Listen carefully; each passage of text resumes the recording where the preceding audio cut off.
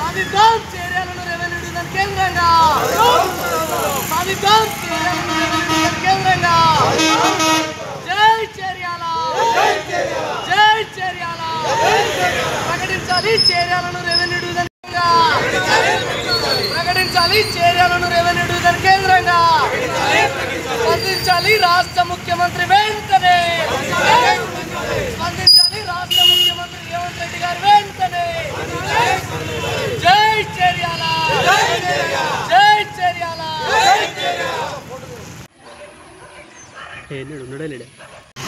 అర్హతలు కలిగినటువంటి చర్యలను రెవెన్యూ డివిజన్ కేంద్రంగా ఏర్పాటు చేయాలని అన్ని రాజకీయ పార్టీలు జెండాలు ఎజెండాలను పక్కన పెట్టి అనేక సంవత్సరాలుగా అనేక ఉద్యమాలు నిర్వహిస్తున్నప్పటికీ గత బీఆర్ఎస్ ప్రభుత్వం ఈ ప్రాంతానికి నిర్లక్ష్యం చేసి అన్యాయం చేసినటువంటి పరిస్థితి ఉంది. మరియు చేర్యాల ఒకప్పుడు తాలూకా కేంద్రంగా నియోజకవర్గ కేంద్రంగా ఉండి వెలిగినటువంటి చేర్యాల నేడు వెలవెలబోతున్నటువంటి పరిస్థితి ఉంది. ఈ చేర్యాలకు పూర్వవైభవం రావాలంటే 2026లో నియోజకవర్గాల డిలిమిటేషన్లో భాగంగా నియోజకవర్గాన్ని సాధించుకున్నటువంటి అవకాశం ఉంది. 25 లోపే డిసెంబర్ లోపే మనం కనుక చేర్యాలను డివిజన్ సాధించుకుంటే 2026లో నియోజకవర్గాన్ని సాధించుకున్నటువంటి అవకాశం ఉంది. నాటి బీఆర్ఎస్ ఈ ప్రాంతానికి మోసం చేసింది, ముక్కలు చెక్కలు చేసింది, అన్యాయం చేసినటువంటి పరిస్థితి ఉంది. నేడు నాటి పిసిసి అధ్యక్షులు నేటి ముఖ్యమంత్రి రేవంత్ రెడ్డి గారు శాసనసభ ఎన్నికల్లో జనగామ సభలో చేర్యాలను రెవెన్యూ డివిజన్ కేంద్రంగా ఏర్పాటు చేస్తామని చెప్పి హామీ ఇవ్వడం జరిగింది.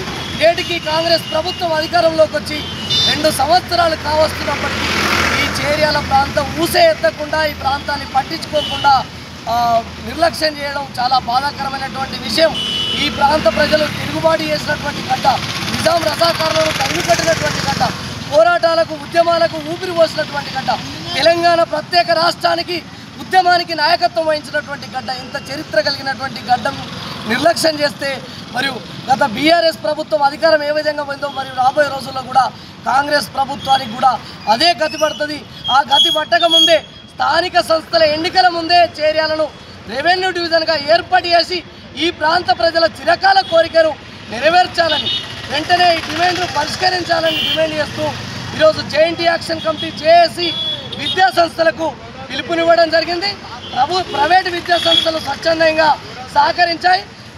ప్రభుత్వ పాఠశాలలు కూడా అన్ని గ్రామాలు పల్లెల నుంచి పట్టణాల వరకు ప్రైమరీ పాఠశాల నుంచి డిగ్రీ కళాశాల వరకు ఈరోజు తరగతులు బహిష్కరించి 100% ఈరోజు బంద్ను పాటిస్తున్నామంటే ఈ ప్రాంత ప్రజలకు ఎటువంటి స్ఫూర్తి ఉందో అర్థం చేసుకోవాలి.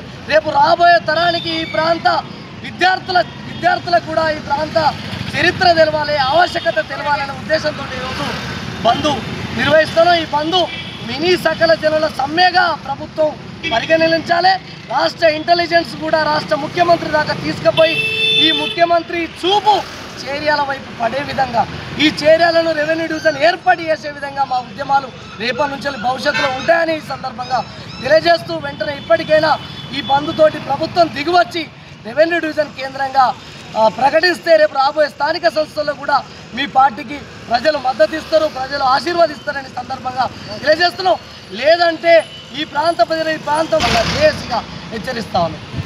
ప్రాంతానికి పూర్వ వైభవాన్ని తీసుకొచ్చి చేర్యాల గొప్పతనాన్ని, చేర్యాల అస్తిత్వాన్ని, ఉనికిని, ఆత్మగౌరవాన్ని తిరిగి తీసుకురావాలన్నటువంటి ఒక దృఢమైనటువంటి సంకల్పంతో, దృఢమైనటువంటి ఆశతోటి ఈరోజు 4 మండలాల పరిధిలోని అన్ని విద్యా సంస్థలను ప్రభుత్వ ప్రైవేటు విద్యా సంస్థలకు జేఏసీ పిలుపునిచ్చినటువంటి నేపథ్యంలో కొండాపూర్ తండాలు మొదలుకొని తపస్పల్లి గురువన్నపేట వరకు ప్రతి తండా పాఠశాల, ప్రతి ప్రాథమిక పాఠశాల మొదలుకొని పాలిటెక్నిక్ వరకు దాదాపు 15,000 మంది విద్యార్థులు, 1100 పైచిలకు ఉపాధ్యాయులు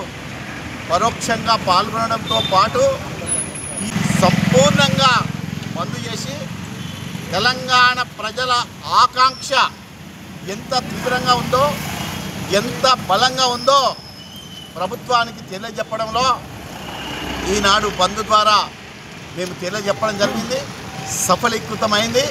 ఇప్పటికైనా అధికారంలో ఉన్నటువంటి కాంగ్రెస్ పార్టీ, ఆనాడు అధ్యక్ష హోదాలో ఉన్నటువంటి పిసిసి అధ్యక్షుల హోదాలో ఉన్నటువంటి నాటి ముఖ్యమంత్రి, నాటి అధ్యక్షులు రేవంత్ రెడ్డి గారు జనగామలో ప్రకటించిన నేపథ్యంలో ఇప్పటికైనా ఏమాత్రం తాత్సారం చేయకుండా, పెడచేవిన పెట్టకుండా, ఎలాంటి ఆలోచించకుండా ప్రజల కష్టాలను, ప్రజల ఇబ్బందులను దృష్టిలో పెట్టుకొని అధికార కాంగ్రెస్ పార్టీ ప్రభుత్వం తక్షణంగానే చేర్యాల ప్రాంత ప్రజల దీర్ఘకాలిక ఆకాంక్ష అయినటువంటి చేర్యాల రెవెన్యూ డివిజన్ను ప్రకటించాలని ఈరోజు ఇచ్చినటువంటి బంద్ ముమ్మాటికి, నిన్న ఏదైతే చెప్పినామో అదే ఇది ముమ్మాటికి మినీ సకల జనుల సమ్మె అని మరొకసారి ఈ బంద్ ద్వారా ప్రజలు, విద్యార్థులు అందరూ కలిసి సామూహికంగా నిరూపించడం జరిగింది.